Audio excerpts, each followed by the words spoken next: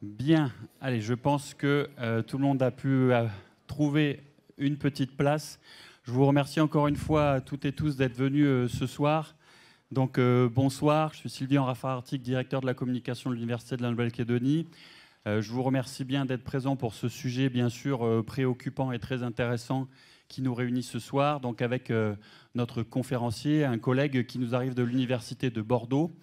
Donc depuis la reprise des voyages, on a pu reprendre une activité qu'on avait auparavant, c'est-à-dire d'inviter régulièrement des maîtres de conférences et professeurs d'universités métropolitaines pour venir à l'UNC donner des cours et des conférences. Donc Hugo est un des premiers qui revient vers nous, donc on le remercie pour sa confiance et sa venue. Hugo est donc maître de conférence en droit public, spécialisé en droit international, droit de l'Union européenne et droit politique des espaces post-soviétiques.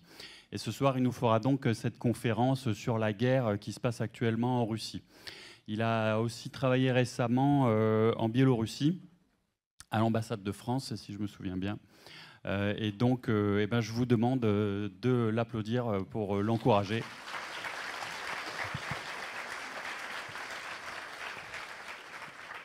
Donc Hugo reste avec nous un court temps, hein. Il repartira en fin de semaine, donc 2 semaines, une petite mission, mais le temps de nous faire cette conférence. Donc on aura un exposé, et ensuite ce sera micro ouvert pour les échanges avec la salle. Merci à tous.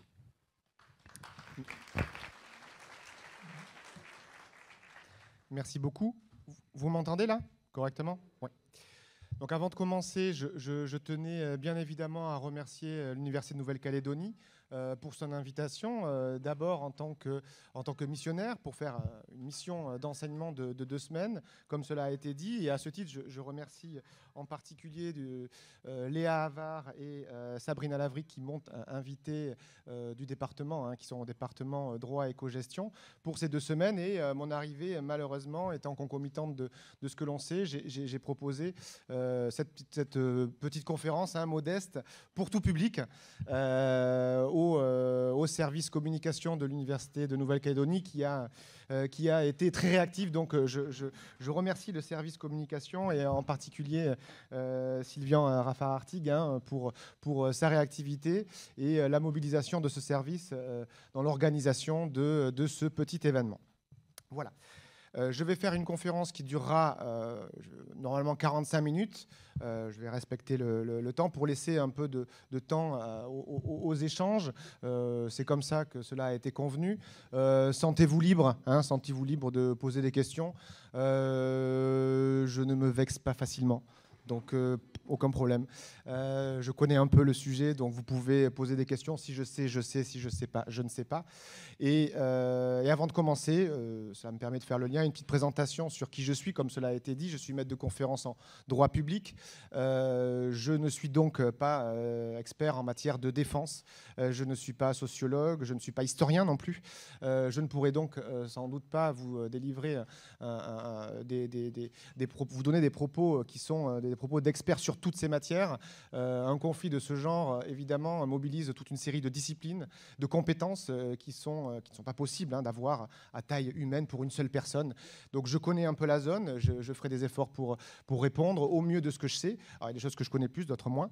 Mais quoi qu'il en soit, je tâcherai de répondre au mieux à vos questions, en faisant une présentation qui essaye d'être transversale. Je ne ferai pas une présentation qui sera juridique, exclusivement juridique. J'essaierai de balayer toute une série de questions en y mettant aussi quelques illustrations, des photos que j'ai prises durant certains voyages certains voyages sur Skoulie en Ukraine notamment, pour illustrer un petit peu les choses avec des éléments un peu plus personnels.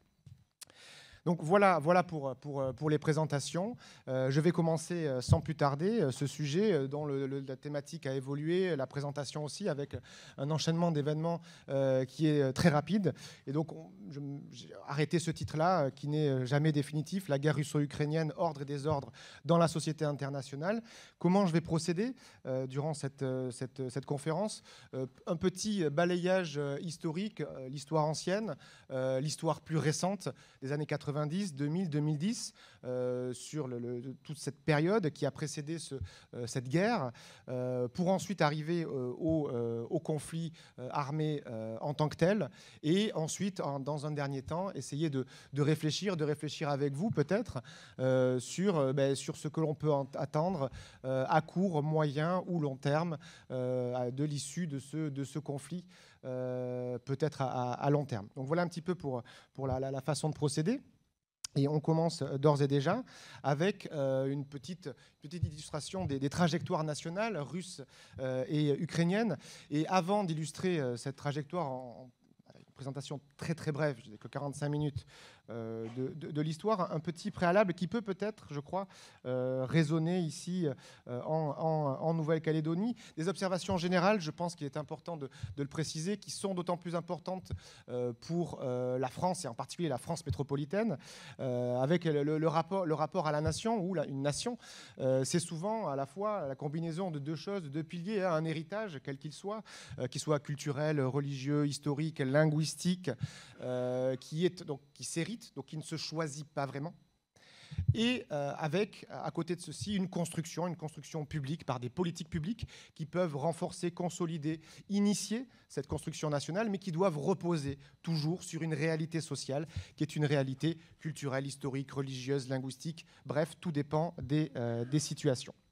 Je dis cela en rapport avec ce qu'il adviendra peut-être de l'Ukraine ultérieurement. Toujours dans le même lien de ce que je viens de dire et en rapport avec l'héritage révolutionnaire français d'une république une et indivisible, il faut savoir que dans un bon nombre de pays, vous n'avez pas ce réflexe de l'État-nation. Ça n'est pas le cas en Russie, par exemple, puisque dans la constitution russe, il est inscrit que la Russie est composée d'un peuple multinational. Cette idée de multinationalité est fondamentale en Russie, en Ukraine aussi. Et d'ailleurs, un petit exemple assez parlant du point de vue linguistique, pour dire, en français, le terme de russe signifie russe. Vous voyez très bien ce que je veux dire. En russe, vous avez deux termes. Vous avez un terme russe qui fait le lien avec l'appartenance au peuple russe, presque l'appartenance ethnique, si vous voulez. Et vous avez un autre terme qui souligne l'appartenance à une puissance publique, à un État qui établit un lien de citoyenneté. Donc vous avez la nation, la citoyenneté, la nationalité, la citoyenneté, qui imposent deux termes différents pour dire ce que nous, en français, on dit en un seul terme, à savoir russe. C'est un héritage lié, bien évidemment, à l'Empire russe et à la construction de la langue autour de cette idée impériale.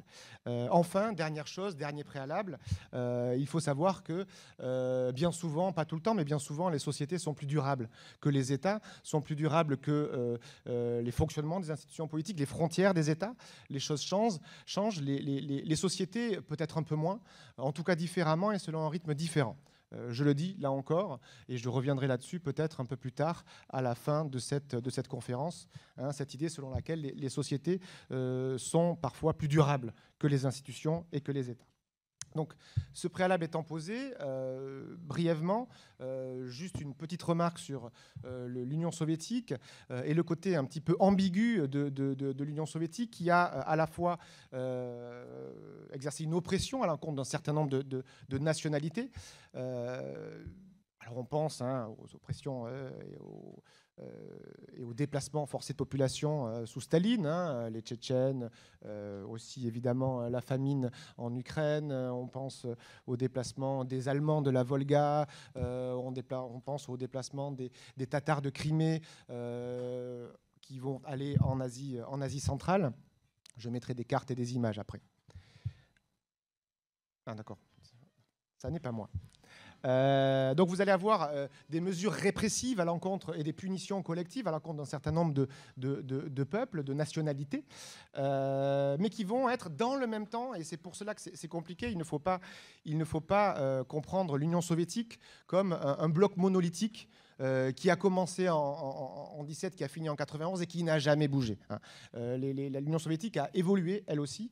Et vous avez aussi, paradoxalement, une politique nationale qui a été menée par l'Union soviétique et qui a accompagné, c'est ce que je vous disais tout à l'heure, accompagné cette construction, ce renforcement de cette identité nationale. Ça a été très visible en Asie centrale et ça l'a été aussi en Ukraine. D'accord ? On fait un petit saut d'époque et on va voir ce qui se passe au moment de la chute de l'Union soviétique, au début des années 90. J'aurai peut-être le temps d'en parler un peu plus tout à l'heure, mais vous allez avoir une consolidation du sentiment d'appartenance nationale, de l'identité nationale dans ces trois pays qui vont nous intéresser aujourd'hui, à savoir la Biélorussie, la Russie et l'Ukraine, selon des modalités très différentes. Avec un sentiment d'appartenance, d'identité nationale plus ou moins fort, un peu moins fort peut-être en Biélorussie encore aujourd'hui, même s'il existe, mais il s'est construit de manière assez différente. Et ce sentiment, cette identité nationale va encore, là aussi, s'approfondir. Donc vous voyez, hein, je suis parti du début de l'Union soviétique, en vous disant qu'il y a une identité nationale qui s'est poursuivie à la chute de l'Union soviétique. On est en 2022, ça commence à faire quand même quelques années. À la chute de l'Union soviétique, hein, qui constitue un important choc géopolitique, vous allez avoir un changement fondamental de l'architecture de sécurité en Europe, avec toute une série d'initiatives, de textes qui vont être adoptés. On pense, alors juste avant, mais c'était le préalable de la chute de l'Union soviétique, la Charte de Paris pour une nouvelle Europe, cette fameuse maison commune de l'Europe, qui se situe après la chute du mur de Berlin, avant la chute de l'Union soviétique, et qui a conduit, une fois que l'Union soviétique s'était effondrée, à la transformation d'une organisation internationale, enfin en tout cas de la Conférence pour la sécurité et la coopération en Europe, hein, héritée des traités d'Helsinki, qui est devenue l'Organisation pour la sécurité et la coopération en Europe, l'OSCE, et toute une série de mesures qui, aujourd'hui, prennent un sens tout à fait particulier. Je les signale ici et je vais y revenir en particulier sur deux d'entre eux dans les diapositives suivantes. D'abord, vous avez eu le fameux mémorandum de Budapest de 1994 qui a été signé par 4 grandes puissances, le Royaume-Uni, les États-Unis, l'Ukraine et la Russie. En deux mots, mais je vous montrerai un petit peu, je vous donnerai des extraits de ce mémorandum. En deux mots, l'Ukraine remettait toute une série d'ogives nucléaires à la Russie, à la Fédération de Russie, en échange de quoi elle obtenait des garanties de sécurité, en particulier en matière de protection de son intégrité territoriale, garanties de sécurité qui étaient apportées par les États-Unis, le Royaume-Uni et, soit normalement, la Russie. Vous avez eu dans le même temps, dans cette période des années 90, l'acte fondateur entre la Russie et l'OTAN, hein, qui était un moyen d'essayer de construire des relations un peu plus de collaboration, en tout cas de faire en sorte que l'OTAN ne soit plus perçue,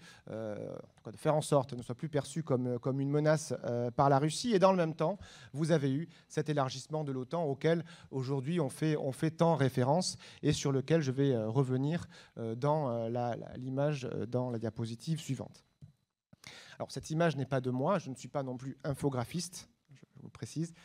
Donc voilà, je vous la mets à titre illustratif, mais elle me semble assez claire. Donc je vous la laisse. Donc vous voyez, donc pour ceux qui voient peut-être pas forcément hein, où sont tous ces pays, hein, parmi les étudiants par exemple.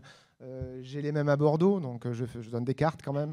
Donc vous avez l'Ukraine qui est là, la Russie qui est là, et vous voyez en vert l'élargissement, dans un dégradé de vert si vous voulez, l'élargissement progressif de l'OTAN qui a débuté fin des années 90 et surtout début des années 2000, avec un élargissement qui était concomitant en réalité avec l'élargissement de l'Union européenne. Hein. Ces pays-là, ces pays d'Europe centrale et orientale, qui considéraient qu'il y avait deux piliers dans ce changement de monde après l'Union soviétique.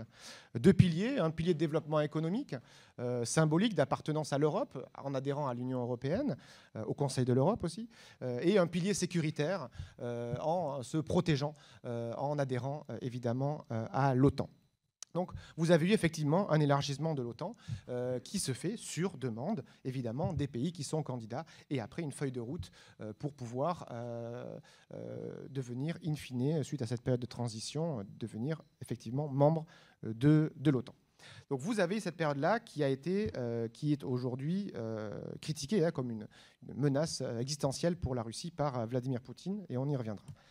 Deuxième illustration, le mémorandum de Budapest. Je vous ai mis le texte parce que, alors non pas parce que je suis juriste, mais parce qu'il y a un moment, je crois, où il faut se pencher sur les textes, il faut lire de nos propres yeux, voir ce qu'il y a écrit. Alors je vais lire en même temps que vous ce qui figure dans ces textes. Hein. Je vous rappelle, hein, les signataires, ce sont le Royaume-Uni, les États-Unis, l'Ukraine et la Russie. Donc la Russie, notamment, s'engage à, je cite, dans le paragraphe 1, respecter son indépendance, l'indépendance de l'Ukraine, la souveraineté de l'Ukraine et ses frontières existantes, au moins existantes autant au moment de la signature du mémorandum de Budapest, qui impose des obligations qui existent en droit international général. Hein. Le principe, c'est qu'on respecte l'intégrité territoriale des autres. Hein. C'est un principe général. Mais là, le fait de l'inscrire dans un traité lui donne une force symbolique supérieure. Deuxièmement, l'obligation pour chaque État partie de s'abstenir de recourir à la menace ou à l'emploi de la force. C'est une phrase que l'on retrouve dans la Charte des Nations Unies. Donc ce n'est pas simplement l'emploi de la force, c'est la menace de l'emploi de la force qui est compris également, contre l'intégrité territoriale ou l'indépendance politique de l'Ukraine. Et dans tous les cas, qu'aucune de leurs armes ne soit utilisée contre l'Ukraine, sauf en cas de légitime défense ou d'une autre manière conforme aux dispositions de la Charte des Nations Unies. Donc deuxième verrou de protection. Troisième, engagement de tous les États parties, donc de la Russie y compris, à ne pas recourir à la coercition économique afin de subordonner à leur propre intérêt l'exercice par l'Ukraine des droits inhérents à sa souveraineté et d'en tirer un avantage quelconque. Donc voilà, vous avez cette série d'engagements, ces changements importants sur le continent européen qui ont eu lieu pendant les années 90 et qui se sont prolongés par la suite. Par la suite, justement, les années 2000 et plus précisément les années 2000 en Ukraine. Alors, si j'y arrive, voilà. Donc, un petit saut dans le temps. Dans l'Ukraine, dans cette période 2004-2005, c'est ce que l'on a appelé la révolution orange. Je ne reviendrai pas, pour ne pas perdre de temps, sur les raisons de cette révolution, ni les conséquences qu'elle a eues. Mais quelques petites idées sur cette conférence.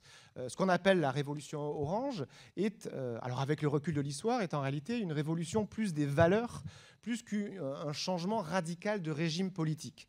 C'est-à-dire que vous allez avoir un fonctionnement de nature plutôt oligarchique en Ukraine, mais, et ça c'est à souligner tout de même, avec une alternance oligarchique. Alors c'est vrai qu'avec des standards démocratiques classiques, on va se dire oui, c'est une oligarchie, c'est un scandale, etc. Oui, mais il y a une alternance. Ça signifie que vous n'allez pas avoir un clan politique, économique ou autre qui va réussir à s'accaparer pour un temps déterminé l'essentiel du pouvoir. Vous avez une Ukraine qui est habituée à l'alternance.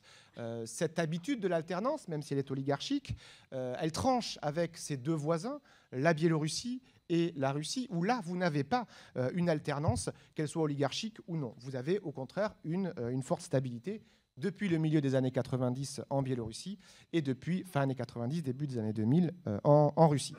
Donc vous avez une révolution pacifique. Alors quelques images qui ne sont pas de moi, où vous avez eu des tentes qui ont été installées. Et ça, c'est important. C'est important aussi parce que ça vous montre le rapport à la citoyenneté, le rapport à l'action politique, à l'action publique qu'ont les Ukrainiens, que n'ont pas les Biélorusses ou les Russes pour des raisons différentes et des raisons liées à l'histoire. Mais vous avez une tradition protestataire, une tradition de manifestation pacifique en Russie, en Ukraine, je vais y arriver, où vous voyez là les tentes installées pendant cet automne-hiver 2004-2005 en guise de protestation. Et c'est organisé, une tradition de protestation qui est généralement non violente. En France, dès qu'on n'est pas content, qu'est-ce qu'on fait? On brûle une poubelle. On est trois, on brûle une poubelle. Sinon, la manifestation n'existe pas. C'est un peu ça la tradition française. Là, non, la manifestation est généralement pacifique. Et on s'installe, on fait un sitting qui va réussir, in fine, pour diverses raisons, compliquées et trop longues à expliquer, à faire basculer l'élection. Deuxième temps, là on bascule dans les années 2010, la révolution Euromaïdan. Alors moi je l'appelle Euromaïdan, certains l'appellent révolution de la dignité. J'aime pas trop ce concept de dignité, non pas je suis quelqu'un d'indigne ou que j'aime les personnes indignes, hein, mais c'est un concept qui est ambigu. Et surtout, je pense que ce n'est pas qu'une question de dignité. Justement, c'est une question aussi d'appartenance à l'Europe. C'est pour ça que je conserve ce terme-là. Donc vous voyez, hein, là, il n'y avait pas de tente, mais une protestation très importante. Là, c'est la place de l'Indépendance à Kiev, avec les grands boulevards qui arrivent là, ici, sur cette place. Et vous l'avez, près d'1 million de personnes qui manifestaient. Donc l'étincelle de cette protestation, de ces manifestations et de cette révolution, ça a été le refus par le président de l'époque, Yanukovych, de signer au dernier moment un accord d'association avec l'Union européenne, conclu avec l'Union européenne, suite à des pressions russes. Il ne signe pas et ça a heurté une partie de la population puisque ça signifie symboliquement qu'on refuse son appartenance à l'idée européenne. Il y a beaucoup de symboles derrière. Beaucoup de symboles, c'est pas tant les... Alors, il y a aussi les conséquences économiques, mais il n'y a pas que ça. Il y a un aspect existentiel symbolique. Et si c'est symbolique, c'est fondamental. Et donc, on sort manifester. Et pendant des semaines, ils manifestent, il ne se passe rien. Pas de répression et pas de violence de la part des manifestants. La répression, vous avez des lois liberticides qui vont être adoptées et qui va commencer en janvier-février avec des dizaines de manifestants qui vont être tués. Alors on est bien en deçà du niveau de violence auquel on assiste aujourd'hui, mais des répressions qui vont entraîner in fine la fuite du pouvoir de Yanukovych, qui va fuir en Russie, et la Russie qui va saisir cette opportunité de quasi-vacance du pouvoir, même s'il y a des règles constitutionnelles qui sont prévues. Dans ces moments-là, il y a une quasi-vacance du pouvoir, qui va en profiter, en tout cas une désorganisation du pouvoir, pour annexer la Crimée. Alors cette annexion a été préparée. 1 an après l'annexion, vous avez eu un reportage tourné, diffusé sur une grande chaîne russe, où Vladimir Poutine reconnaît que tout cela a été organisé. Donc lui-même le reconnaît dans un reportage qui a été tourné l'année suivante. Et vous allez avoir un soutien au mouvement sécessionniste alors je reviendrai avec des cartes, du Donbass à Lugansk et à Donetsk. Alors, un petit mot sur ces mouvements-là. Ça renvoie un petit peu à ce que je disais au début. On ne part jamais de rien. C'est-à-dire qu'il y avait une angoisse, une inquiétude en tout cas, de ce qui se passait à Kiev et du changement de pouvoir à Kiev. Il y avait une angoisse réelle, qui était fantasmée ou pas, mais peu importe si c'est fantasmé. Ce qui compte, c'est de voir la réalité. Et la réalité, c'est qu'il y avait une angoisse. Sur cette angoisse, évidemment, la Russie a soutenu cette angoisse et a soutenu les sécessionnistes militairement et les a aidés. Donc il y avait un peu des deux. Il y avait une angoisse, mais la Russie a saisi cette fenêtre d'opportunité pour pouvoir avancer ses pions et soutenir ces mouvements sécessionnistes. Alors justement, petite carte de cette zone où vous voyez, donc là ce sont les zones de Donetsk et de Lugansk. Alors là ce sont les zones dans leurs frontières administratives, avec la Crimée qui a été annexée et rattachée à la Russie dans le même mouvement suite à un référendum. Donc ce sont ces deux zones-là. Alors les zones sécessionnistes sont plus petites. Elles ne couvrent pas l'ensemble de ces zones administratives de Donetsk et de Lugansk. Vous voyez, voilà, ça suit là. Donc là, tout ça, ça ne fait pas partie de la zone sécessionniste. Vous avez ces zones de la République populaire de Donetsk et la République populaire de Lugansk. Ce qu'il faut comprendre, c'est que pendant cette période, de 2014 à 2022, l'Ukraine est un pays qui est en guerre. C'est un pays qui se considère comme étant en guerre. Un conflit qui est de basse intensité, qui n'a pas l'ampleur de ce que l'on connaît aujourd'hui, mais qui est continu, permanent, au cours duquel vous avez près de 14-15 000 personnes qui ont péri. Et la Russie nie tout soutien à ces séparatistes. Alors c'est là où je vais vous donner quelques photos qui datent de 2017, où j'étais en Ukraine, pour vous montrer comment le conflit était partout. Il n'y avait pas de guerre à Kiev. Il n'y avait pas de guerre à Kharkov ou Kharkiv, si on dit avec l'ukrainien, mais là, les langues, à la rigueur, ça, peu importe. Pour vous montrer comment les autorités ukrainiennes souhaitaient faire prendre conscience de l'existence d'une guerre aussi dans des zones de paix. Donc là, alors voilà, je n'y connais pas grand-chose en matériel militaire, hein. Mais là, voilà, donc c'est de marque Ural, hein. Voilà. Ça figure, ce sont toute une série d'objets militaires. Vous avez des tanks et tout un tas de matériel qui sont exposés en plein centre de Kiev. Enfin, Kiev, c'est très, très grand, hein, donc dans le centre de Kiev. Pas très loin d'une statue qui est très connue, le statut de la mère patrie, hein, qui fait plus de 100 mètres de haut, donc c'est quelque chose d'assez visible.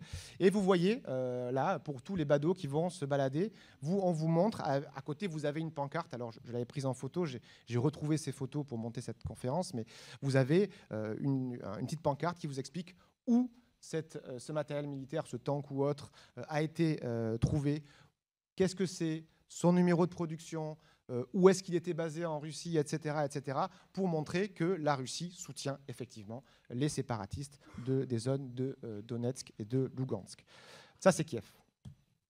Kharkov, qui est aujourd'hui bombardé. Kharkov, là, vous avez donc une photo des morts, hein. Donc là, à Lugansk, à Kharkov, à Donetsk, avec une petite annonce Jésus est ressuscité, donc c'était pour cette période-là. Et vous avez ces tableaux, et vous l'avez dans beaucoup de villes ukrainiennes, en fait, dans des églises aussi, avec les morts, hein. Donc vous avez une guerre qui s'installe dans le pays, hein, qui est là, qui n'a donc jamais cessé. On l'a peut-être un peu oublié, mais elle n'a jamais cessé. Elle n'a jamais cessé et elle a repris de plus belle aujourd'hui, enfin il y a une dizaine de jours, avec ce qu'on peut dire une accélération folle sans doute de l'histoire.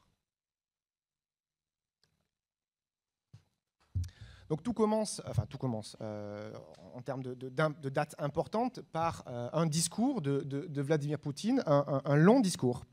Un long discours très long, près d'une heure, un discours assez brutal en réalité, où, en somme, selon Vladimir Poutine, on apprend que l'État ukrainien est artificiel, que le pouvoir ukrainien est manipulé depuis l'étranger, avec cette rhétorique russe. Alors peut-être que Vladimir Poutine finit par y croire, je ne sais pas. L'idée ou en tout cas la difficulté d'accepter qu'il puisse y avoir une décision de la société, une décision d'un peuple, en tout cas un mouvement. Il n'arrive pas à se projeter, il estime que tout est contrôlé par un pouvoir national ou étranger. D'accord ? Donc le pouvoir ukrainien est manipulé depuis l'étranger, il commet un génocide, c'est un pouvoir néo-nazi, et les Russes et Ukrainiens, alors ça il a dit plusieurs reprises, ne forment qu'un seul peuple. Alors il le dit, mais il se contredit aussi de temps en temps. Bon. Il intervient pour mettre fin à ce génocide, pour mettre fin à ce pouvoir néo-nazi et à cette Ukraine qui est anti-russe. Et à la toute fin du discours qui dure près d'une heure, il va reconnaître formellement, puis signer les documents, l'indépendance des fameuses 2 républiques séparatistes de Donetsk et de Lugansk. Premier discours, 21 février. 24 février, second discours, le moment de l'intervention russe et de l'attaque russe sur l'Ukraine. Donc là débute ce qu'il appelle une opération spéciale ou une opération militaire spéciale de grande ampleur. Un discours qui a lieu pendant la réunion du Conseil de sécurité des Nations Unies. Alors on retrouve cette même rhétorique, ce même récit des néo-nazis, des ultranationalistes qui ont usurpé le pouvoir en Ukraine, d'un génocide, et surtout une phrase que je vous ai traduite, qui me semble importante et qui vous prouve, en tout cas qui permet de considérer qu'il y a quelque chose d'existentiel du point de vue de la Russie, en tout cas du point de vue du pouvoir russe dans cette guerre, tout comme il y a quelque chose d'existentiel, et alors là on le comprend d'autant plus, du point de vue de l'Ukraine. Donc une petite phrase que je vous cite, pour notre pays, c'est en fin de compte une question de vie ou de mort, une question d'avenir historique en tant que peuple. Donc cette intervention, c'est une question de vie ou de mort. Donc il y a, je crois, des raisons de le croire. Alors pendant cette période-là, de cette accélération de l'histoire, vous avez eu les médias russes. Alors c'est en cyrillique, n'ayez pas peur, je vais vous traduire. Vous avez eu donc une capture d'écran, une capture écran qui explique la formation des frontières ukrainiennes, et formation qui est faite par différents cadeaux. Alors là, vous avez les cadeaux de Staline. Alors c'est tout ce qui est en orange foncé. Là, ici, ce sont les cadeaux des tsars russes. Là, ici, ce sont les cadeaux, selon Vladimir Poutine, dessous, là, les cadeaux de Lénine. Et ça, c'est un cadeau de Khrouchtchev. Et en fait, l'Ukraine, c'est quoi? C'est ça. Hein. Donc il ne reste plus que ça de l'Ukraine. Ça, c'est la version des médias russes qui vous montre bien le côté un peu artificiel, en fait, hein, qui souligne le côté artificiel, qui reprend ce discours de côté artificiel de l'État ukrainien. Quelle a été la réaction de la communauté internationale? Vous en avez tous entendu parler. Je pourrais y revenir. Je vais simplement vous les présenter de nouveau. Une série de sanctions. Alors d'abord, des sanctions qui n'étaient pas, suite à ce discours du 21 et ces décisions du 21 février, un embargo sur les régions de Donetsk et de Lugansk. Bon, ça, c'est pas grand-chose parce qu'il n'y a pas vraiment de commerce ou pas beaucoup entre l'Union européenne et les régions de Donetsk et de Lugansk. En tout cas, c'est pas fondamental. Et puis après, évidemment, l'intervention russe et l'agression russe, c'est une agression militaire, des sanctions qui sont sectorielles. Et là, ce sont des sanctions qui sont très lourdes. Des sanctions qui sont très lourdes. Alors, il faudrait des spécialistes de transport aérien, des économistes, etc., pour tout évaluer, hein, évidemment. Mais des sanctions qui sont lourdes, des transports en matière de transport, sur le plan spatial, sur le plan aérien, avec fermeture de l'espace aérien. On ne fournit plus des pièces détachées. Hein. Boeing et Airbus ne fournissent plus des pièces détachées aux aéronefs civils russes. Sanctions dans les médias. Alors ça, on pourra en discuter. Interdiction de diffusion de la part de médias russes en Europe. Et puis surtout des sanctions économiques et financières, avec, vous en avez sans doute entendu parler, la décision qui a été prise de couper la Russie du système SWIFT, hein, qui permet des échanges interbancaires. Et donc, ça ne les rend pas impossibles, mais ça les rend beaucoup plus compliqués de passer, par exemple, par fax. Hein. Donc, c'est les choses auxquelles on n'a plus trop l'habitude aujourd'hui de passer par fax. Mais surtout, hein, des blocages des avoirs de la Banque centrale russe, qui, au final, sont bloqués pour près de moitié de ces avoirs à l'étranger. 70% des banques, en tout cas en volume, russes ont été sanctionnées. Visa, Mastercard, American Express, ça marche pas trop un marché pour la Russie, c'est pas un marché pour American Express. Donc Visa et Mastercard. Donc voilà, si vous avez une carte et que vous êtes là-bas, votre carte ne fonctionne plus. Et on a vu évidemment des files d'attente pour retirer de l'argent, pour changer de l'argent, qui se sont créés automatiquement pour acheter des billets qui atteignent des prix fous, hein, avant qu'il n'y ait plus du tout d'échange. Donc un pays qui va se fermer, se cloisonner. Et on reviendra sur cela. Et puis des sanctions individuelles. Les députés de la Douma, notamment le ministre des Affaires étrangères, Lavrov, et Vladimir Poutine, qui ont été sanctionnés, pas des sanctions de visa. On veut toujours laisser la possibilité du ministre des Affaires étrangères et de Vladimir Poutine de se déplacer pour discuter. Mais voilà, donc là, vous avez ce phénomène-là de sanctions. Et puis un soutien qui avait commencé en réalité dès le mois de janvier, hein, et qui va s'accentuer. Plus d'1 milliard, hein, qui a été donné dès le mois de janvier par l'Union européenne. Et chose nouvelle, hein, un financement qui est un financement qui est donné, ou un prêt, par l'Union européenne à l'Ukraine pour qu'elle puisse se procurer des armes létales. Donc c'est la première fois, hein, que l'Union européenne prend une telle décision. Et à ceci, il faut bien évidemment ajouter la coopération bilatérale dans le cadre de l'OTAN ou dans le cadre purement et strictement bilatéral. Donc ça a été la réaction. Maintenant, alors voilà, je ne sais pas à quel point vous avez suivi ou non ce conflit. Alors certaines images, alors j'ai pas mis des images trop choquantes, mais je tiens quand même à le faire pour ceux qui ne l'auraient pas suivi. Je pense que c'est important aussi de prendre conscience des choses, pour savoir ce qui se passe. Donc là encore des cartes, hein. Alors j'ai suivi, j'ai recoupé. Bon voilà, j'ai essayé de faire au mieux que je peux. Je ne suis pas sur place. J'ai accès aux renseignements classiques, hein, voilà, sur Internet, hein, pas plus. Donc là, c'est une carte, hein, c'est le premier jour. Le premier jour, lorsque l'essentiel, une bonne partie des aéroports ont été bombardés par des missiles de croisière russes. Donc vous voyez que dès le premier jour, la volonté était de plonger l'Ukraine dans la stupeur, puisque c'est l'intégralité en réalité du territoire ukrainien qui a été attaqué. Et on voit, alors, je vais vous passer une petite vidéo, on voit ces missiles passer. Alors, dans cette vidéo que j'ai récupérée, c'est un missile qui partirait du territoire biélorusse. Il y a des missiles qui sont partis du territoire biélorusse. Alors cette vidéo-là, exactement, je ne sais pas, je ne peux pas savoir. Mais je vous passe pour voir un petit peu ce que ça fait. Donc il circule et là, à des dizaines et des dizaines de reprises. Donc il y a une volonté aussi vous êtes là-bas, vous voyez ces missiles partir, vous demandez ce qui se passe. Donc ça, c'était quelque chose de très clair. Et sur le côté tragique de ce conflit, très rapidement, vous avez eu... alors je ne pense pas que sur ce coup-là, après on verra plus tard, c'était déterminé, mais vous avez des bâtiments civils qui ont été touchés. À Kiev, par exemple, un bâtiment d'habitation, qui est clairement un bâtiment d'habitation, et une guerre qui devient une guerre de grande ampleur. Là non plus, je ne suis pas expert militaire, mais dans l'image suivante, vous allez voir, alors je ne sais pas ce que vous avez vu, mais encore une fois, je veux, notamment pour les plus jeunes, si vous n'avez pas vu tout cela, voir ce qui se passe, en Ukraine, en Europe. Donc ce ne sont pas des feux d'artifice, ça part et c'est fait pour tuer, pour lutter. Donc c'est un conflit qui est de grande intensité et qui va se heurter à une résistance importante. Là encore, des petites vidéos pour vous montrer des jets de cocktails Molotov. Alors là, à noter qu'il parle en russe. Sentiment d'appartenance qui est citoyen et qui dépasse ce clivage linguistique qui est souvent avancé et peut-être un peu surjoué. Donc il parle en russe et il jure en russe, mais vous allez voir. Давай, давай, блядь, хуярим нахуй. Кидай, блядь, кидай, блядь, пидоры! Антоны, Антоны! Voilà, donc vous avez, donc là, ça va continuer.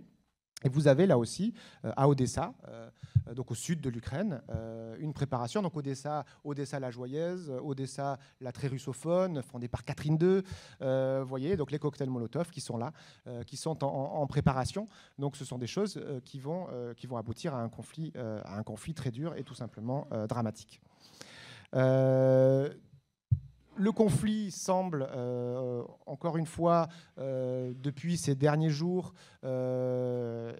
rehausser le niveau de la violence. Enfin, la Russie semble rehausser le niveau de la violence avec, là encore, deux petites images de Kharkov qui ont été tournées. Là, vous avez le bâtiment de l'administration régionale de la région de Kharkov. Donc là, c'est une caméra de surveillance qui est frappée par un missile. Évidemment, enfin, sans doute russe. Après, voilà, j'y suis pas. Voilà, c'est compliqué. Mais voyez, c'est l'administration régionale de Kharkov, là où j'ai été et où je vous ai montré une photo auparavant. Et puis là, vous avez l'université de Kharkov qui a été donc touchée par des missiles sans doute russes, et qui est en feu et qui n'existe plus. En tout cas, ces bâtiments-là. C'est un conflit tragique pour l'Ukraine, c'est un conflit aussi tragique pour les Russes aussi. C'est un conflit tragique pour les Russes. Donc là, je vous ai pris une capture d'écran du journal de la chaîne de l'armée russe qui présentait les morts russes et leurs décorations qu'ils avaient obtenues. J'ai pris celle-là parce que vous voyez qu'il est très jeune, et je vous ai mis une jeunesse russe sacrifiée parce que vous avez eu des appelés qui visiblement ont été envoyés en premier, des appelés qui ont été envoyés en mission de libération. On leur a pris leur téléphone portable, leur passeport, et ils ont été envoyés sans avoir été informés véritablement de ce qui s'est passé. Et vous avez eu des témoignages, alors là ça commence à être quand même concordant, des témoignages où vous avez des soldats qui ne savaient pas où est-ce qu'ils étaient. Enfin si, ils comprenaient très bien, ils voyaient qu'ils étaient en Ukraine, ils voyaient les panneaux écrits en Ukraine, qui demandaient à leur commandant mais qu'est-ce qu'on fait? Il dit c'est trop tard pour reculer. Le commandant dit c'est trop tard pour reculer. Et visiblement, une partie du commandement a été informée la veille des commandants qui ont été informés la veille de l'attaque russe.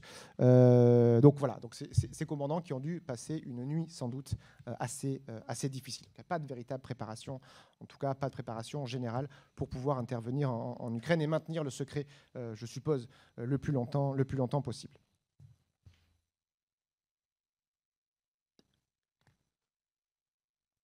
Donc voilà, je tenais à vous présenter ces choses-là avant de réfléchir avec vous sur le devenir du conflit. Alors là, je crois qu'il faut être tout à fait modeste parce qu'on s'est beaucoup trompé.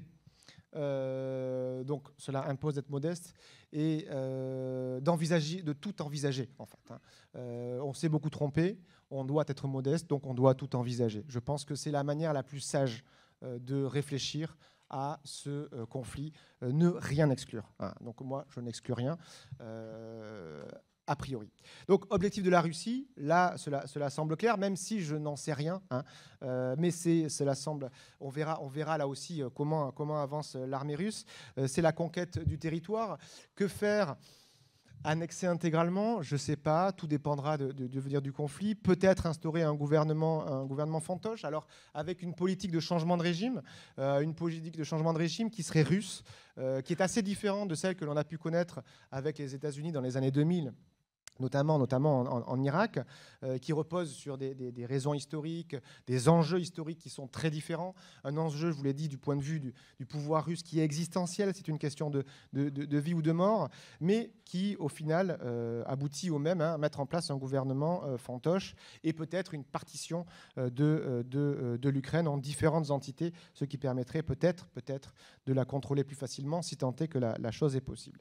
La durée du conflit, bon, là, j'en sais rien, mais ça suppose de savoir quand est-ce que se termine un conflit, bien évidemment, puisque la victoire militaire, si elle y a lieu, ce qui est tout à fait possible et probable, visiblement, cela se fera au prix de lourdes pertes, mais on ne sait pas ce qu'il adviendra par la suite. Est-ce qu'il y aura une guérilla? Est-ce que les Russes se feront harceler? Est-ce qu'ils réussiront à s'installer sur le terrain? Il ne faut pas sous-estimer la capacité du pouvoir russe à maîtriser un territoire. Le problème, c'est que là, ce territoire, il est plus large, plus grand que la France. Donc ça va être quand même assez compliqué de leur côté.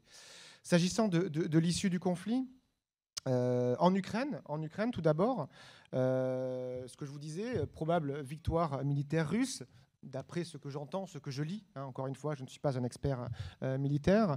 Victoire qui va probablement aboutir à une aliénation de la société ukrainienne.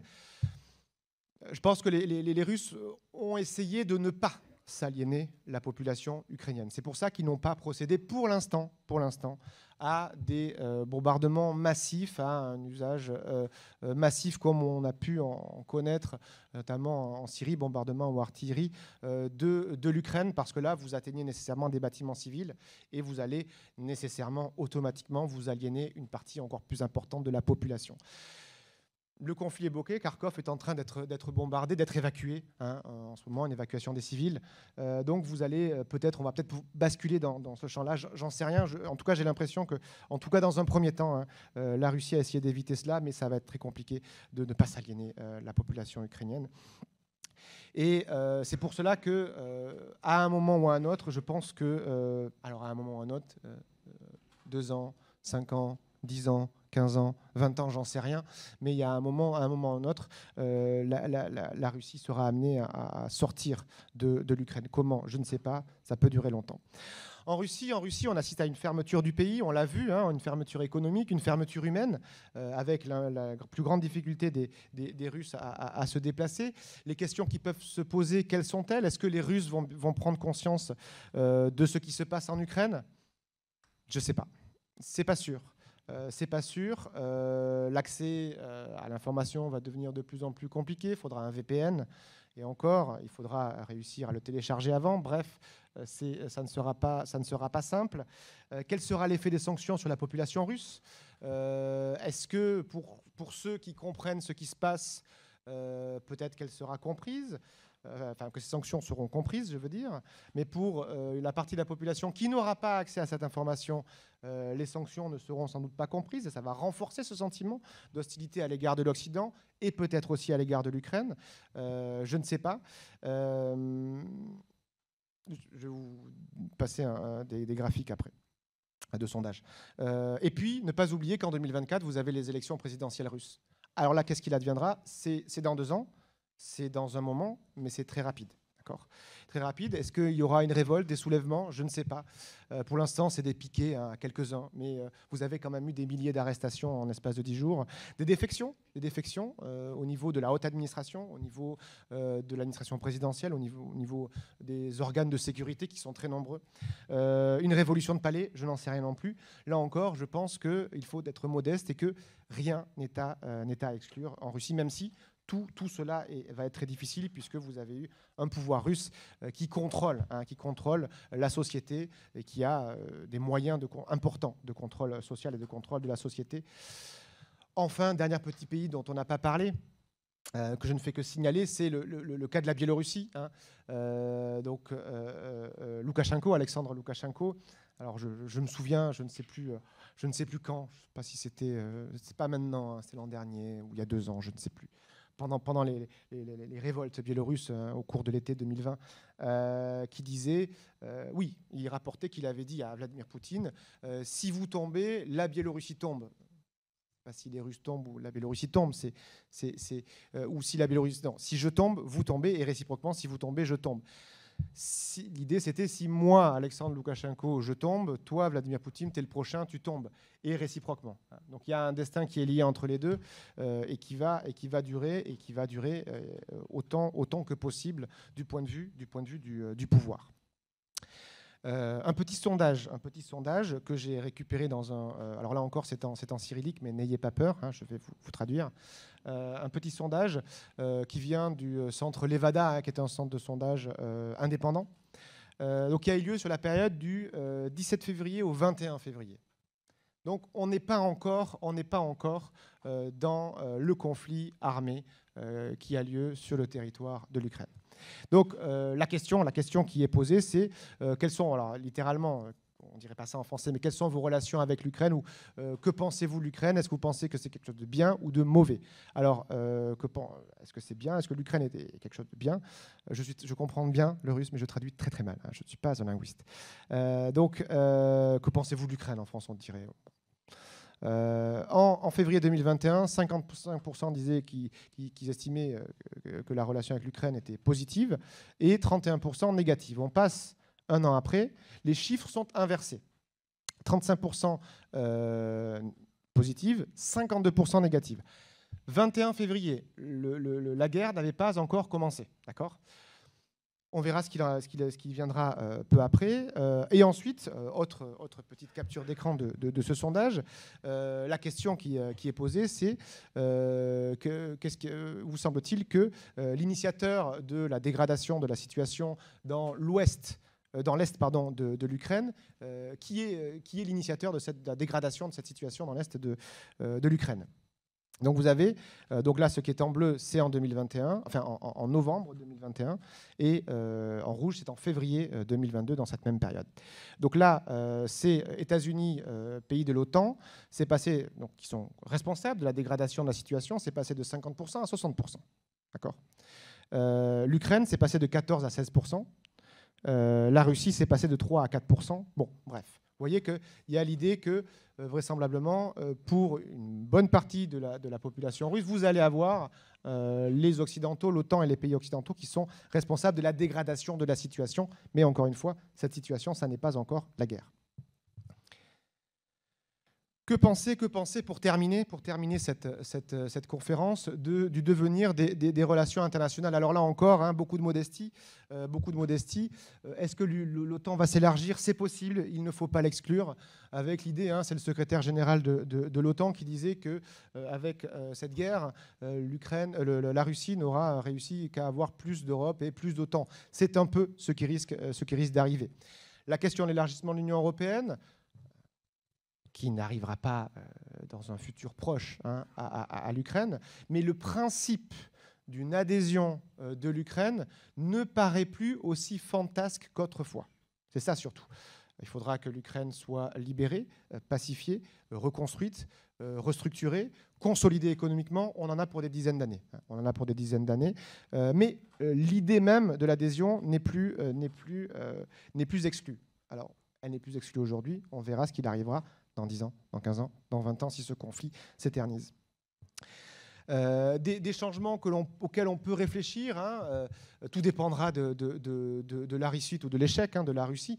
Je pense que sur le long terme, mais je ne sais pas quand, il y aura vraisemblablement un échec compte tenu du sentiment national ukrainien. Je rappelle que l'hymne ukrainien, alors avant qu'il ait été changé, ça commençait, jusqu'en 2003 je crois, la première phrase, c'était « L'Ukraine n'est pas encore morte ».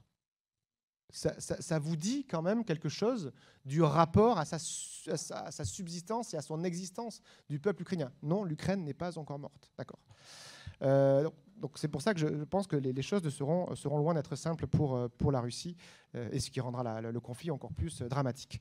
Donc une refonte du Conseil de sécurité, là, le Conseil de sécurité ne sera changé, révisé que si la Russie est défaite et qu'elle sera dans une position où elle ne pourra plus négocier, puisqu'elle est membre permanent du Conseil de sécurité.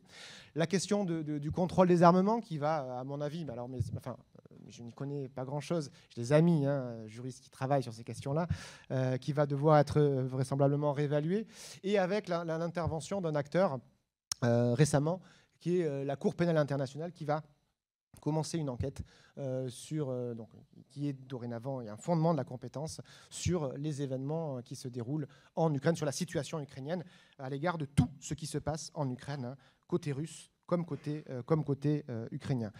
Quelques petits enseignements, me semble-t-il, que j'avais envie de vous donner avant de terminer cette conférence, à savoir que parfois, tout de même, des violations flagrantes du droit international ne sont pas toujours impunies. Je pense qu'il faut le dire. Je pense que la critique du droit international est facile, elle est réelle, elle est facile, mais elle est réelle. Mais ça ne fonctionne pas toujours. Et là, vous avez des conséquences du point de vue des sanctions qui sont ressenties de manière très dure en Russie et qui vont avoir, je crois, quand même un effet. Lequel je ne sais pas, mais ils en auront un. Enfin, je tiens à souligner la réaction de l'Union européenne, qui a pu étonner dans la presse, dans les médias, qui a étonné sans doute tout le monde, mais qui s'est faite parce qu'il y a une étroite coordination entre États membres, avec les États-Unis, avec les pays membres de l'OTAN, mais qui est aussi le résultat d'une construction progressive. On ne va pas adopter une série de sanctions comme ça en quelques jours si on n'a pas une habitude. Si on n'a pas une habitude pour adopter des sanctions et une vision un peu plus stratégique, un peu plus claire sur ce qu'il faut faire compte tenu de la situation et quelle décision est à prendre de manière urgente. Mais ça, c'est le résultat d'un travail qui a été mené. Et tout ça pour vous dire que la construction européenne, c'est aussi une construction qui est lente, qui s'inscrit dans l'histoire aussi, mais qui, petit à petit, arrive à avoir des résultats. Donc voilà, je voulais terminer sur cette action de l'Union européenne qui a été, à mon sens, remarquable. Et je vous remercie de votre attention.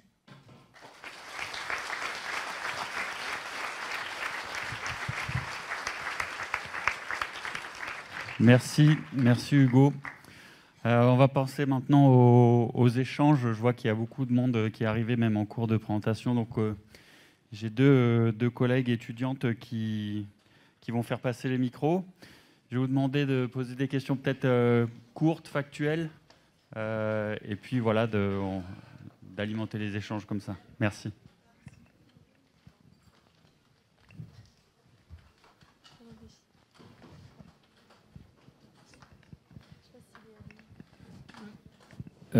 J'ai déjà un micro, si vous le permettez. Je suis là. Bonjour Hugo, merci beaucoup de cette passionnante conférence. Sans remonter trop loin dans l'histoire, mais dans les guerres ou les conflits dans lesquels s'est lancée la Russie de Vladimir Poutine, je pense particulièrement à la Tchétchénie, bien évidemment. Les deux guerres de Tchétchénie. Je pense aussi à la Géorgie. Je pense à la Syrie, plus récemment. On a dit, mais je ne sais pas exactement ce qu'il en est, que tout cela a constitué des tests, des essais. Surtout, on se souvient de la Tchétchénie qui n'a pas été militairement très brillante. Mais on le dit davantage de la Syrie. Néanmoins, moi, ce que je note, c'est que dans toutes ces campagnes-là, elles se sont faites dans des pays dans lesquels l'opinion publique, me semble-t-il, ne pesait pas vraiment.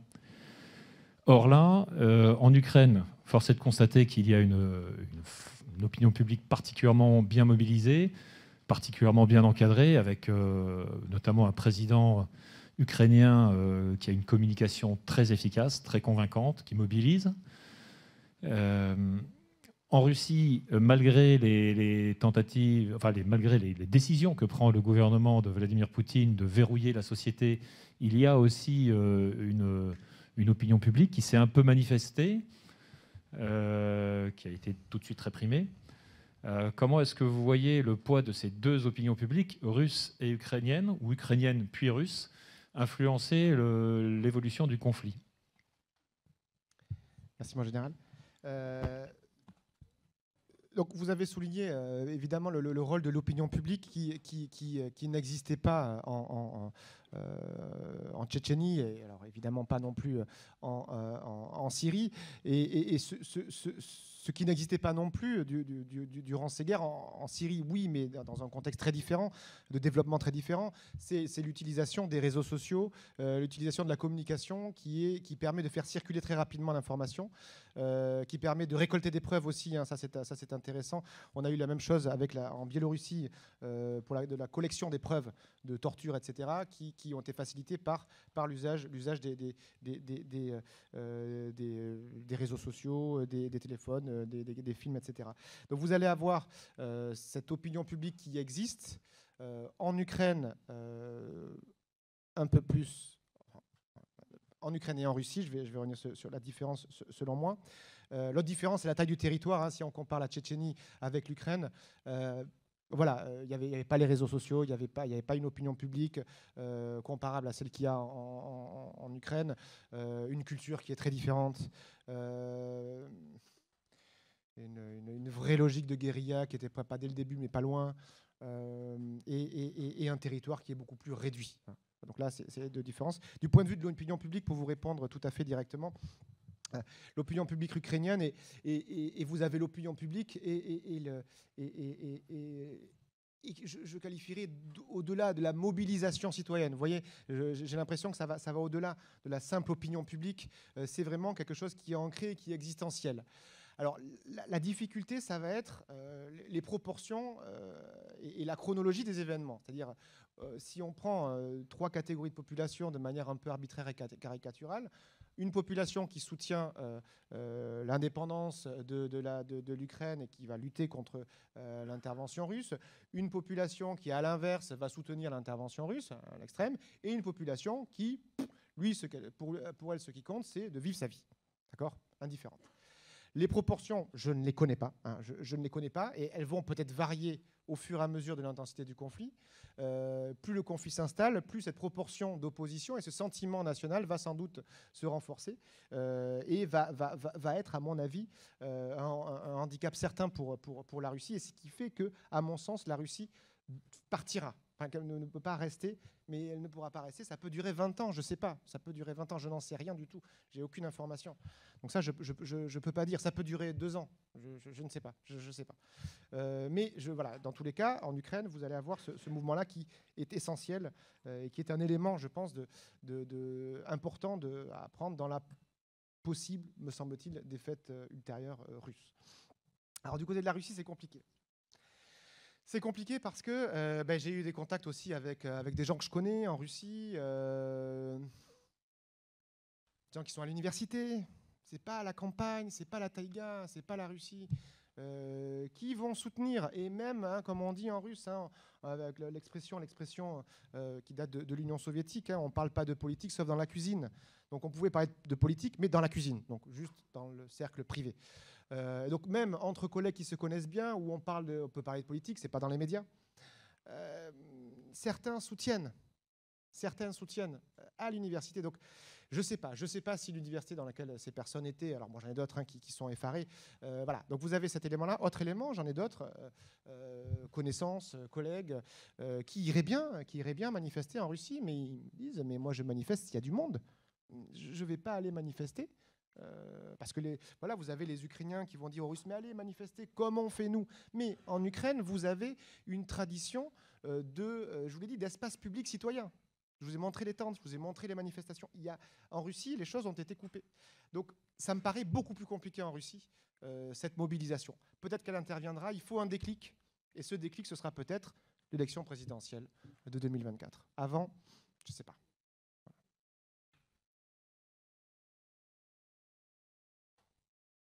Oui, bonsoir.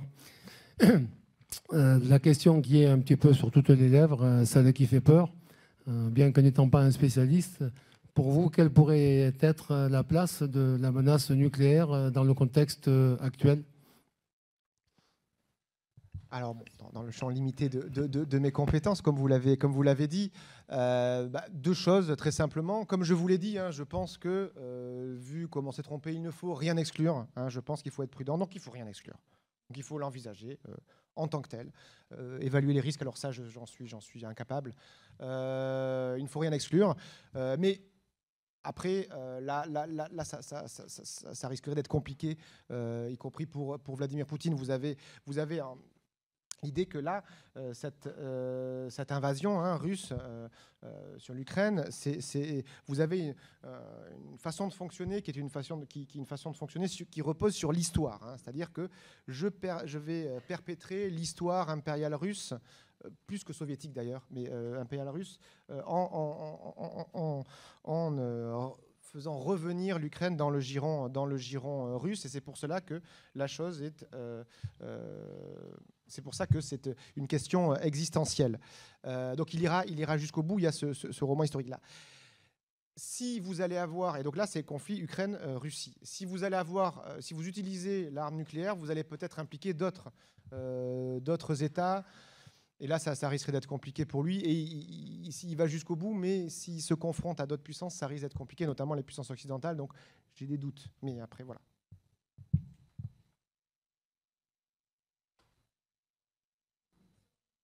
Non. Là, ça va mieux ? Oui. Donc, en fait, la question exactement, enfin, dans la suite de ce que disait monsieur, donc, la qualification du conflit tel que vous l'avez posé, on est bien sur un conflit armé interétatique. À ce stade, vous excluez... On va dire que c'est un vœu pieux, le conflit armé international, on est bien d'accord. Mais dans ce cas-là, connaissant effectivement un petit peu Vladimir Poutine, disons, ayant écouté comme tout le monde certains de ses discours sur YouTube, cernant un peu le personnage, pensez-vous qu'il s'arrêtera là ? Quelle pourrait être la prochaine étape ? Et dans cette perspective, au final, donc, la question, je pense que vous allez lire entre les lignes, mais finalement, à qui profite le crime ? Parce que là, on parle de la Russie. Très bien, on voit bien la volonté évidente de la Russie de redévelopper, de revenir aux fondamentaux de l'extension un peu de la politique panslave, on le voit tout à fait.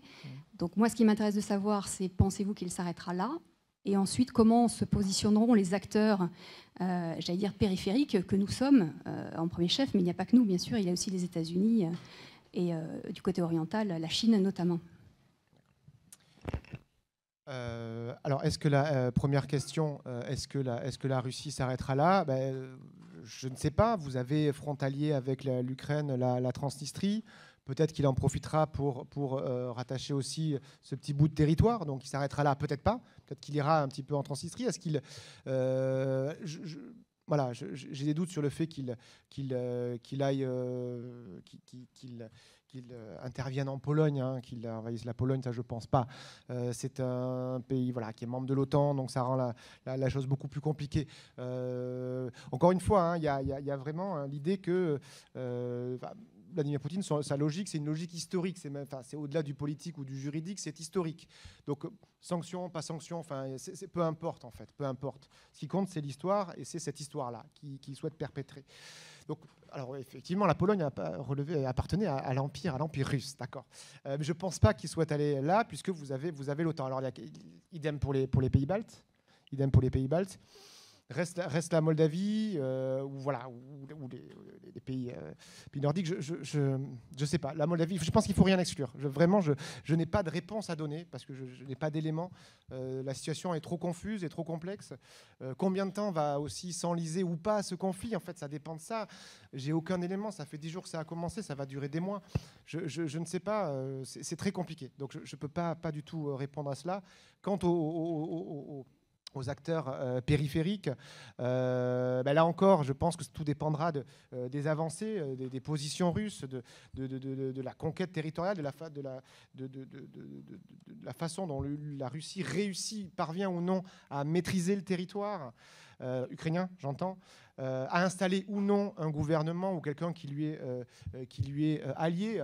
à en faire en quelque sorte par la force une Biélorussie, hein, où vous avez quelqu'un qui, pour les décisions politiques fondamentales, eh bien, suit la Russie et coopère avec lui, et où vous avez une intégration, hein, entre la Biélorussie et la Russie, hein, totale, des économies, de la défense, de tout en fait, hein.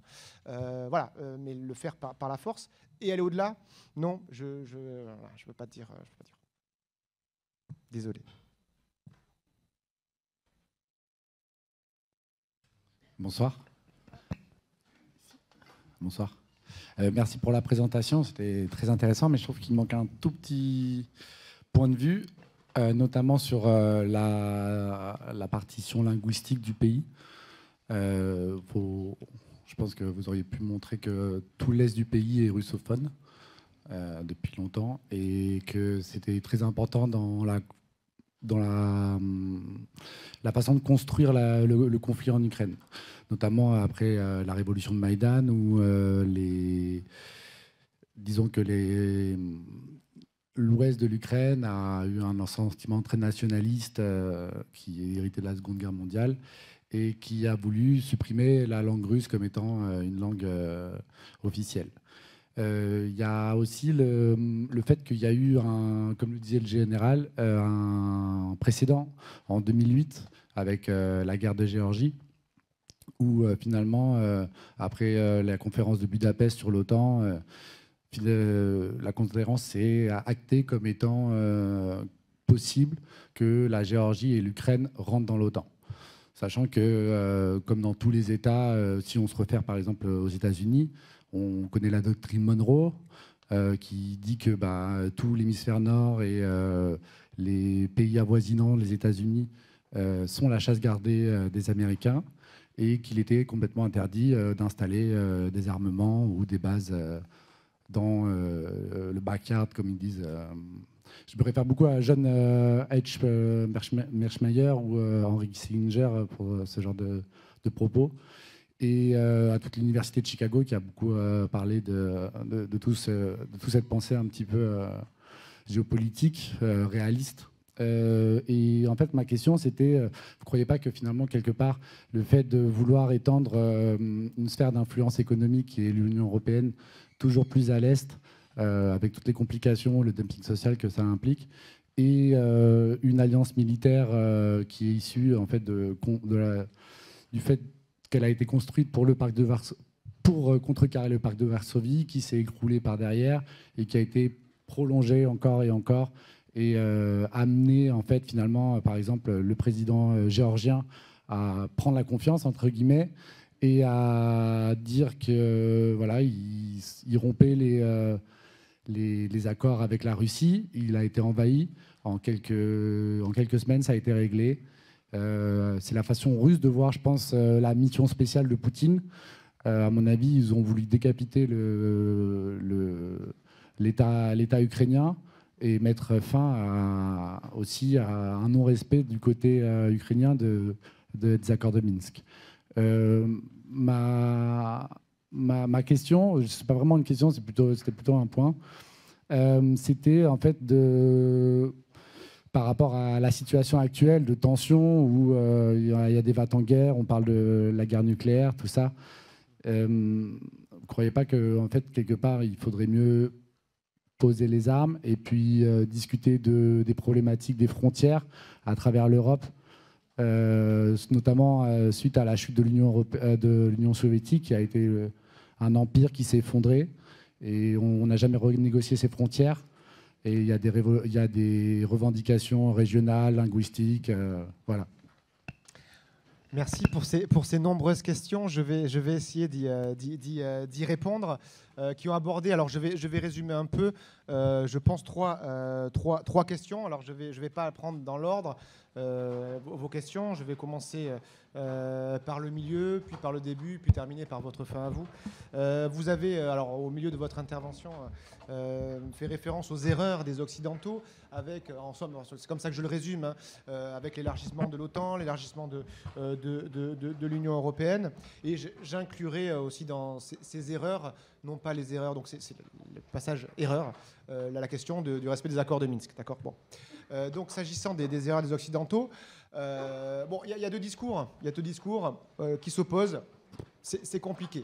C'est compliqué de renier à un certain nombre d'États le droit souverain de vouloir adhérer à des organisations internationales, quelles qu'elles soient, premièrement. Deuxièmement, vous avez la Russie qui dit « mais moi, je ne veux pas ». D'accord ?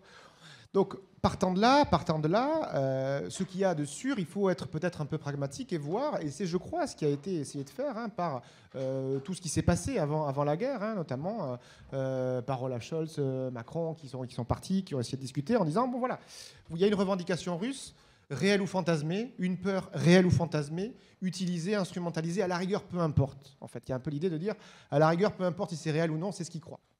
Je pense que c'est ce qu'il croit, qu'il y a eu une extension qui est hostile à l'égard de la Russie, que ce soit réel ou que ce soit pas réel. Il faut le prendre tel que, penser comme il considère la chose.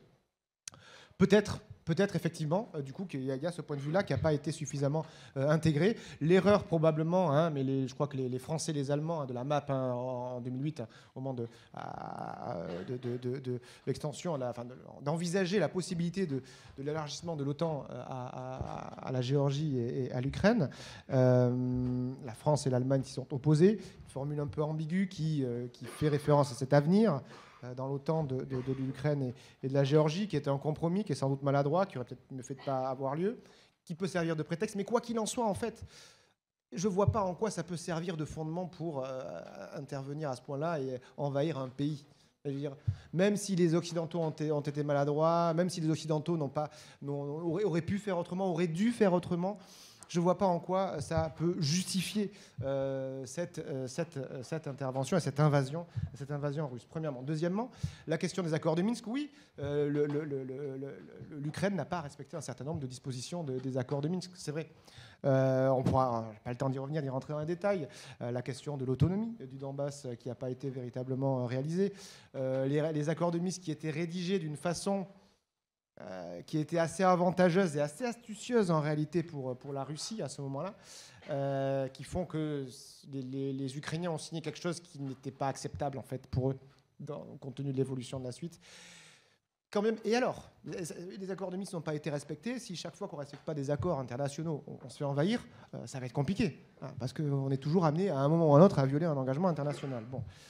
Donc voilà, moi je trouve que ça ne justifie pas non plus cette guerre. S'agissant de la partition russophone, ukrainophone, vous avez dit, dans l'est du pays, ils sont russophones.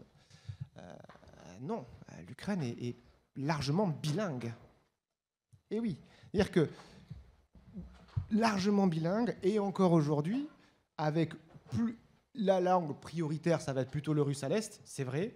À l'ouest, plus l'ukrainien, moins le russe, voire pas le russe. Il y a un conflit linguistique qui est là. Il y a des erreurs peut-être qui ont été commises par l'Ukraine, qui ont été changées. Cette loi dont vous faites référence après Maïdan a été de suite abrogée, de suite dans les jours qui viennent, dès février 2014. Après, vous en avez eu d'autres, mais pas cette loi d'interdiction du russe. Vous en avez une autre en 2019, mais qui est différente. Et donc, vous avez un conflit qui est là, un contentieux qui est certain, mais je pense qu'il ne faut pas le surjouer. Les Russes surjouent cette confrontation, les Ukrainiens aussi, qui permet de mobiliser aussi son peuple à l'encontre de la Russie. Mais il ne faut pas, nous, lorsqu'on arrive là, rentrer dans le jeu et surjouer ce qui est déjà surjoué par la Russie et par l'Ukraine. Dernière remarque, la question je serai très court, de la délimitation des frontières. Mais oui, allons-y. Et voilà, changeons les frontières. Je ne suis pas très bon en dessin, mais il y en a qui le sont. Et puis faisons les frontières. Mais on commence là. Comment on fait? L'ordre international est un ordre conservateur, dans le bon sens du terme. Il faut préserver la stabilité. Voilà, c'est un peu ça. C'est un peu ça. Alors, il y a des mauvais côtés, il y a des bons côtés, mais il y a l'idée fondamentalement où ça repose sur la stabilité avec l'idée. C'est pour ça qu'on dit que les juristes sont conservateurs. C'est pas forcément vrai, mais c'est que l'idée vaut mieux une situation stable qu'une situation instable, et l'inconnu, c'est l'instabilité. C'est un peu ça.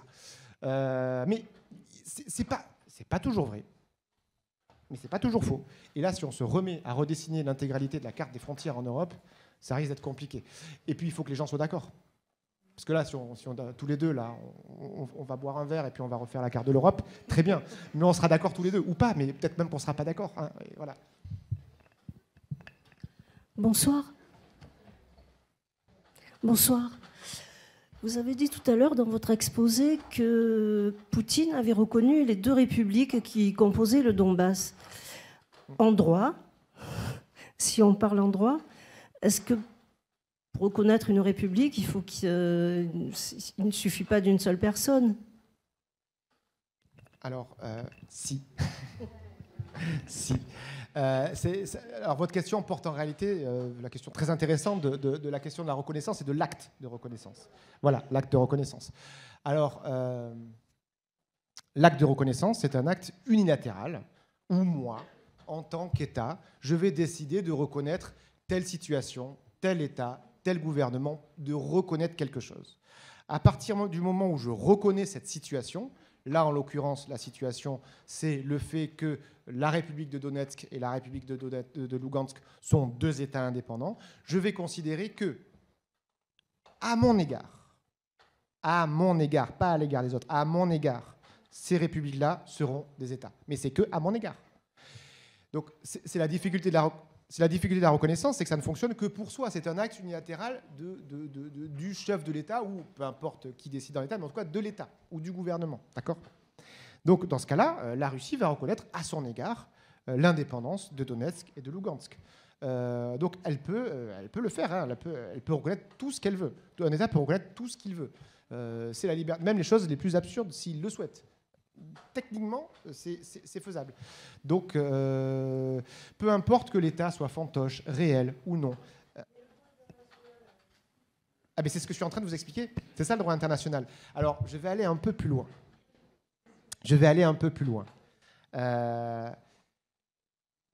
La question qui a un peu derrière ce que vous dites, c'est est-ce qu'un État, pour être souverain, pour exister en tant que tel, a besoin d'être reconnu ou non? C'est la question en fait qu'il y a derrière. Voilà. Alors, il y a eu différents points de vue. Le mien, c'est non. Pourquoi? Parce que à partir du moment où vous vous considérez comme une entité souveraine, vous êtes souverain. Il n'y a personne au-dessus de vous. Donc, logiquement, sur le pur plan logique, vous n'avez votre existence en tant que souverain ne peut pas dépendre des autres. Or, si vous estimez que pour exister en tant qu'État, vous êtes dans l'obligation d'être reconnu par les autres, ça veut dire que votre existence ne dépend plus de vous, mais dépend des autres. Ça veut dire que vous n'êtes pas vraiment souverain. Donc sur le plan technique et formel, l'acte de reconnaissance ne constitue pas la souveraineté d'un État, mais ne fait que la reconnaître à votre égard. Maintenant, après, il faut voir la question pratique. Il faut voir la question pratique, et vous êtes un État qui est reconnu par personne. Vous allez devenir un État, oui, mais très peu fonctionnel. Il faut voir à quel point cet État va être fonctionnel et va exercer effectivement ses prérogatives et va exercer ses droits souverains. Sa monnaie, sa police, sa justice, son armée, son commerce, etc. Et là, il n'y aura peut-être pas grand-chose, et cette souveraineté ne sera que de façade. Hein. Mais voilà, sur le plan technique et sur le plan réel.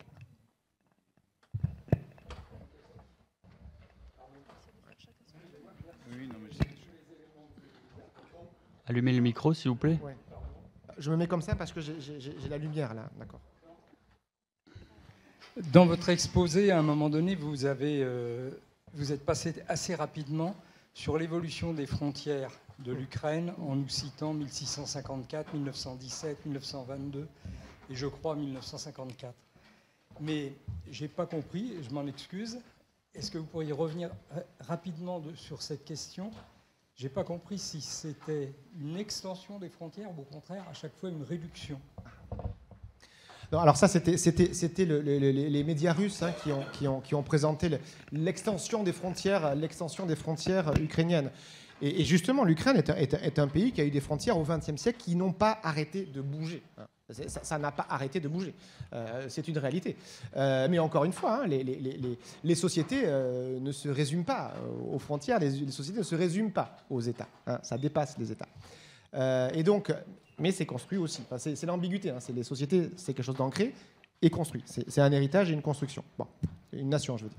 Donc l'image que je vous ai montrée, c'est simplement l'idée que vous auriez eu une Ukraine qui serait réduite et à l'égard de laquelle la Russie des tsars et l'Union soviétique auraient fait des cadeaux et donc auraient permis à l'Ukraine de s'étendre. Hein. Le cas typique, c'est le retour de la Crimée par Khrouchtchev à l'égard de l'Ukraine en 1954, d'accord, en 1954.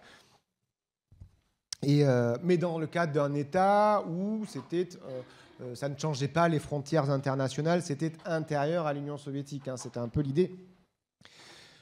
Et à l'Union soviétique, on a maintenu les frontières telles qu'elles étaient prévues dans la constitution soviétique. Bon.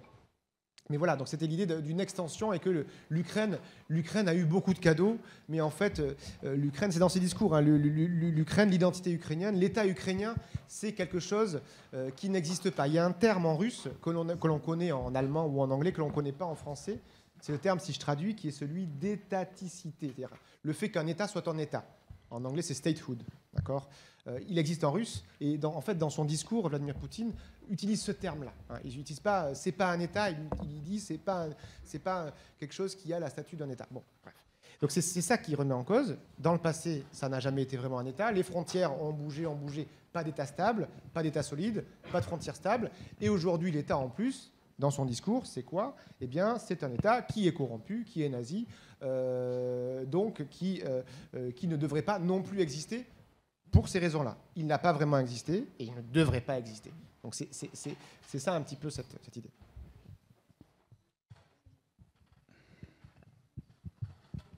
Oui, bonsoir.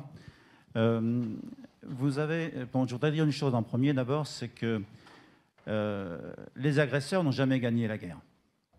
Quand on suit l'histoire, et c'est toujours beaucoup de dommages collatéraux de gens innocents qui payent. Ça, c'est une chose. Donc moi, je suis fondamentalement pour la paix et pour la coopération plutôt que la concurrence entre États. Deuxième chose, vous avez parlé beaucoup de l'événement et du Poutine. J'aurais aimé, moi, comprendre pourquoi on est arrivé à cette situation. C'est-à-dire, il y a eu des négociations. Les États-Unis et les vassaux des États-Unis à travers l'OTAN, parce que nous en sommes, hein,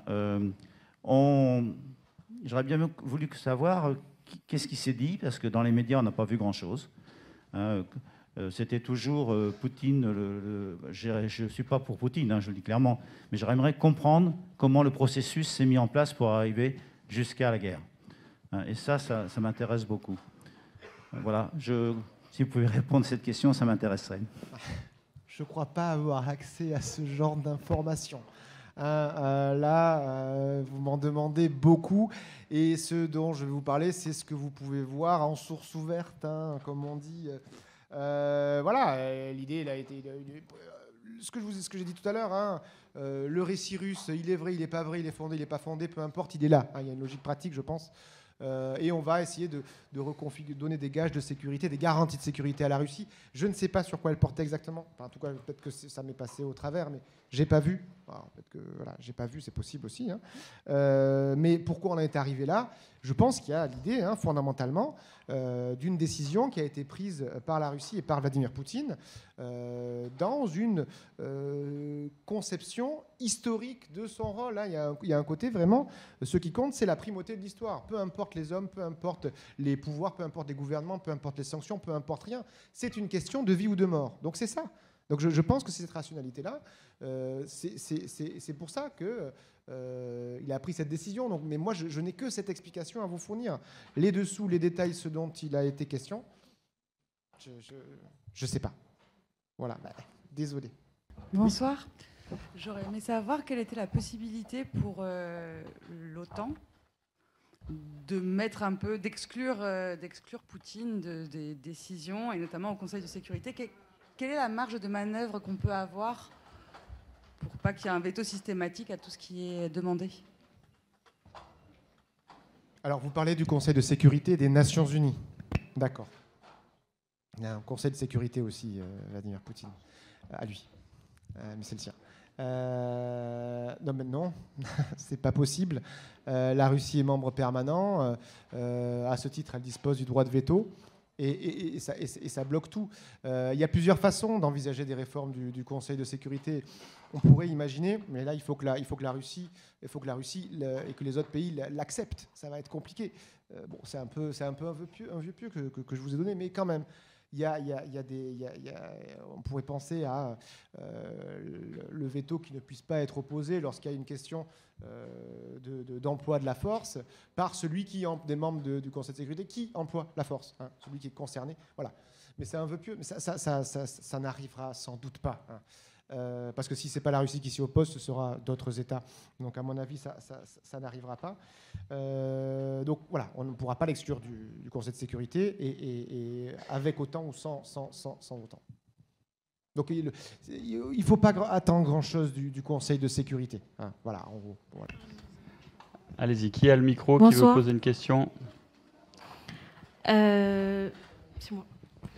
J'ai vu une vidéo sur une femme russe qui disait qu'elle n'est pas, elle ne fait pas partie de ce que Poutine, ce qu'il fait en ce moment. Ils ne sont pas tous acteurs, la population russe. Et vous avez dit que dans le devenir du conflit, qu'il y aura une sanction au niveau de la population. Et pourquoi ça serait la population et non pas lui directement? Pourquoi la population devrait ramasser, se faire sanctionner?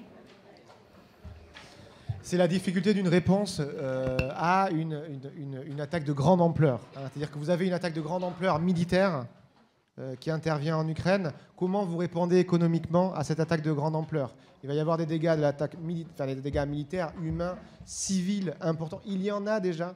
Et répondre à cela par des sanctions purement ciblées en visant uniquement l'élite de la société russe, vous n'arriverez pas à affaiblir suffisamment un pays, parce que là, l'idée, c'est vraiment d'affaiblir un pays. On touche à la banque centrale. Hein, on touche à la banque centrale, donc là, et de manière assez sévère. Donc là, on veut s'attaquer à un pays pour faire quelque chose.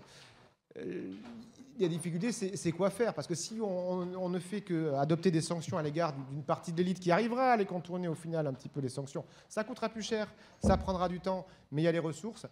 On ne changera rien, et ce serait justement là, je pense, un aveu de faiblesse. Hein, si on avait adopté des sanctions qui auraient été des sanctions individuelles à l'égard de l'élite russe. Donc justement, c'est pour ça qu'on est allé au-delà.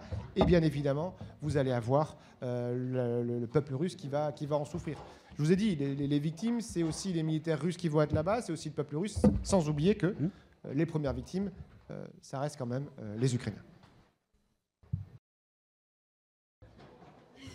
Voilà, bonsoir, merci de prendre ma question. Je voulais vous demander qu'est-ce qu'on peut attendre du tribunal pénal international et quelle est sa temporalité? Parce que là, vous nous parlez des choses longues et tout ça, donc voilà. Peut-être finir sur un peu d'espoir. Alors, je ne sais pas justement. Hein.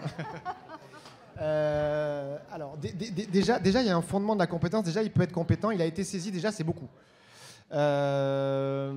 Il est compétent pour ce qui se déroulera en Ukraine et pour déclencher une enquête.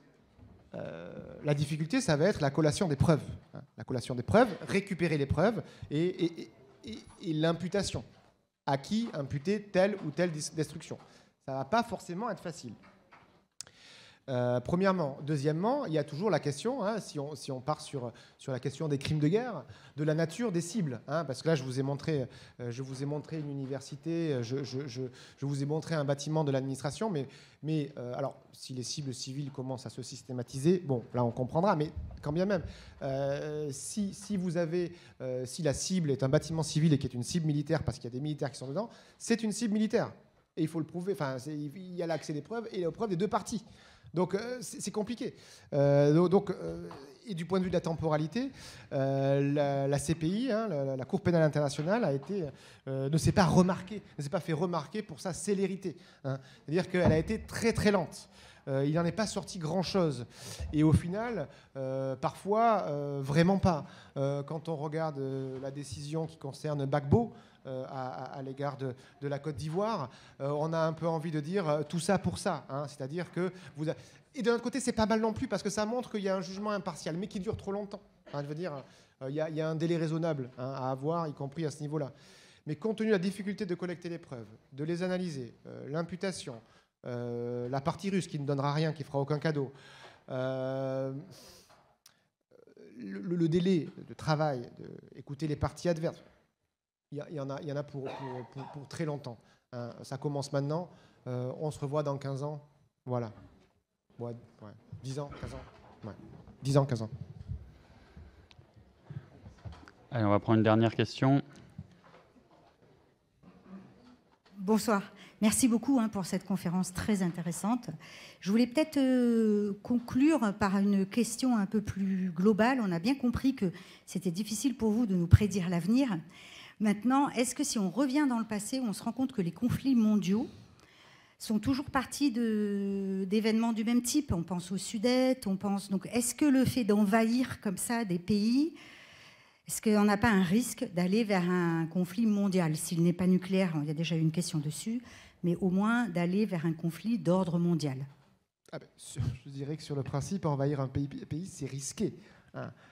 C'est risqué parce que, ne serait-ce parce qu'il y a l'opération militaire en tant que telle, mais vous avez également une déstabilisation de l'ordre international. C'est-à-dire que là, vous avez, on a clairement dans l'avenir une refonte profonde, à mon sens, des relations internationales, des relations européennes qui va résulter de tout ça et qui va s'échelonner progressivement. Comment, je ne sais pas.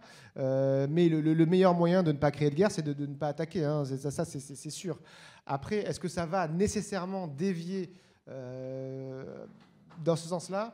J'ai envie de croire que non. Voilà, on va terminer sur une note d'espoir, que ça se cantonnera à l'Ukraine, qu'il y aura une soumission, je pense, du territoire ukrainien, peut-être une partition avec la République de Donetsk et de Lugansk qui sera étendue ou pas, et qui sera indépendante et reconnue sans doute que par la Russie ou peut-être le Venezuela. Mais voilà. Et un gouvernement à Kiev qui sera un gouvernement fantoche qui comprendra le reste. Hein, le Kiev est la partie peut-être occidentale de l'Ukraine. Voilà, et il faudra maîtriser tout cela, ce qui n'est pas gagné. Mais je pense que tout cela enfin, en tout cas, j'espère, je veux croire que tout cela ne durera pas. Bon, voilà. Eh bien, merci. Je crois qu'on peut applaudir Hugo Flavier. Merci beaucoup, Hugo, pour cette conférence.